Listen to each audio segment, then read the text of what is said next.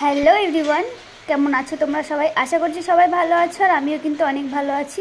তো আমার চ্যানেলে সবাইকে স্বাগত জানাই। তো সবাইকে জানাই শুভ মহালয়া।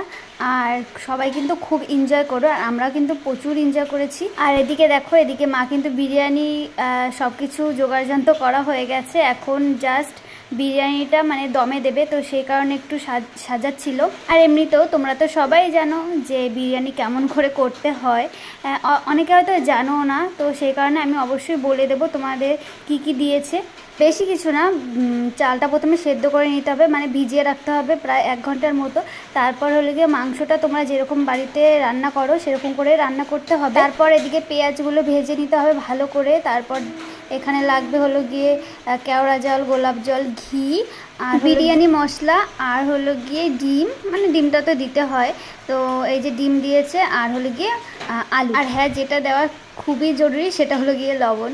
তো এই যে মা হলো গিয়ে ঘিটা কম পড়েছিল বলে সাদা তেল দিয়ে দিচ্ছিলো। তোমরা কিন্তু দিতেই পারো, সাদা তেল দিলে কিন্তু গন্ধটা কিন্তু আসে না সাদা তেলের। তোমরা কিন্তু ট্রাই করতে পারো। তো অনেক দিন থেকেই বলছিল যে বিরিয়ানি খাবে, তো মা বললো মহলার দিন একবারে খাস। তো এর আগে হলো গিয়ে মা ফ্রাইড রাইস আর হলো গিয়ে মাংস করেছিল, কিন্তু বরের ওই যে খাবে বিরিয়ানি, তো সেই কারণে এই যে মহলার দিন আমরা সবাই মিলে বিরিয়ানি করেছিলাম, মানে মা করেছিল, আমরা জাস্ট গুছিয়ে গাছিয়ে দিয়েছিলাম। তো আমাদের বাড়ি কিন্তু অত বড় হাঁড়ি নেই বিরিয়ানি করার মতো, তো সেই কারণে আমি দাদুর কাছ থেকে এই গাবলাটা চেয়ে নিয়ে এসেছি। তো এই যে দেখো, এই গাবলা একদমই ছোট গাবলা, তো এটার মধ্যেই মা বিরিয়ানি করেছিল, আগে একবারও করেছিল আর আজকে একবার করছে। তো এদিকে দেখো মা হলো গিয়ে সব কিছু পরপর দিয়ে দিয়েছে, আর এদিকে মাংস দিচ্ছে। আর ওদিকে আমি হলো গিয়ে আমল দুধ, তারপর কেওড়া জল, গোলাপ জল সব কিছু বাটিতে গুলিয়ে রাখছিলাম। এই যে খাওয়ার জন্য দাঁতগুলো সব বের হয়ে গেছে। ঠাকুমার উনি আর একটা গামলা আছে, নিয়ে তো প্লেট নিয়ে প্লেটটা দিয়ে তোল, মালটা যেরকম হোটেলে গায়ে আর একটা এরকম গাবলা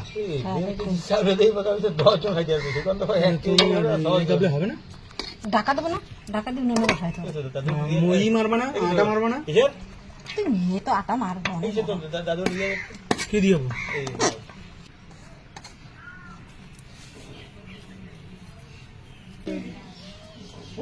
ছড়াই ছিটাই দিতে হয়। হ্যালো ইয়ে হয়ে গেলে এক জায়গায় গেলে কাটার সময় মিক্স না হলে ভালো গন্ধ বেরোবে। কাটার সময় মিক্স হবে গাবলা পাইলাম না তোমার, এরকম গাবলা নাই দেখছো।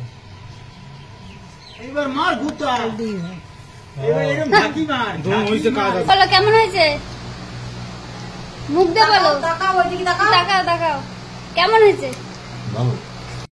মালিক চান করে আসলে এখনই খাবে বাবার কাছে বকা।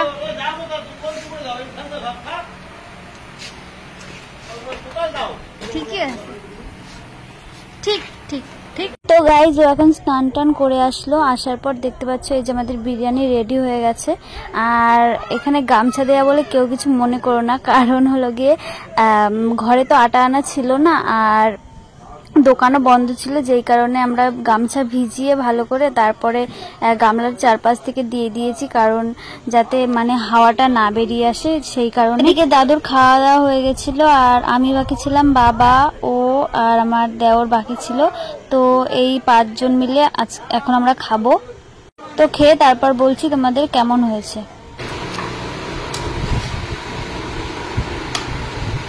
খাই বলো কেমন কেমন। তো গাইস বিরিয়ানিটা সত্যি খুব টেস্টি হয়েছিল, আগেও 2-3 বার করেছিল মা, কিন্তু অতটাও টেস্টি হয়নি, কিন্তু এবার এটা সত্যি খুব ভালো হয়েছে খেতে, মানে দোকানের থেকেও ভালো হয়েছে, এটাই আর কি বলবো। এদিকে আমরা সবাই বসে পড়েছি, সবাই মানে মা আর বাবা বসেনি, কারণ বাবা এখন স্নান করেনি তার জন্য। তো বাবা স্নান করবে, তারপরে মা খেতে বসবে। পায়েল রাইস নিচ্ছে, কেমন হয়েছে?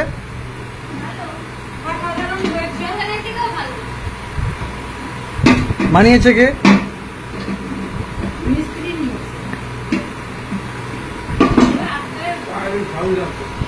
কে বানিয়েছে পায়েল?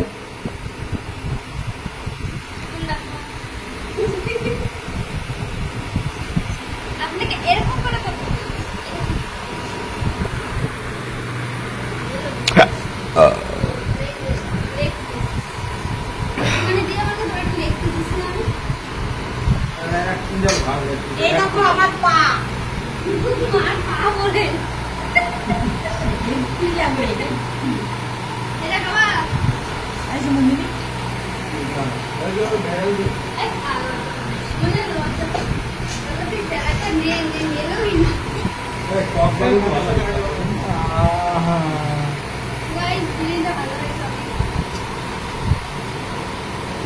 কিন্তু বল এত ভালো হয়েছে আর রোদ হচ্ছে এই তো আরে না হিমন্তকে খুব দোকান তো গাইস ফাইনালি আমাদের সবার খাওয়া দাওয়া কমপ্লিট হয়ে গেছে আর এখন তো সবাই ঘুমাচ্ছে আর আমি একা ছাদে এসে বসে আছি কারণ হাওয়া দিচ্ছে খুব সুন্দর আর যা গরম পড়েছিল এখন একটু মেঘলা জানি না বৃষ্টি হবে কি না হবে যদি হয়তো খুবই ভালো কারণ কি বলবো যা গরম পড়েছে একটু বৃষ্টি না হলে তো আর হচ্ছে না খুব খারাপ অবস্থা তো বিরিয়ানিটা আগে বিরিয়ানির কথা বলি বিরিয়ানিটা তো খুবই ভালো হয়েছে আগেও দুবার করেছে 2-3 বার করেছি কিন্তু অতটা ভালো হয়নি কিন্তু এবারটা খুবই ভালো হয়েছে পুরো দোকানের মতো হয়েছে তো চলো ভিডিওটা কেমন হয়েছে কমেন্ট করে জানিও আজকের মতো টাটা আবার দেখা হচ্ছে নতুন কোনো ভিডিওতে চলো টাটা।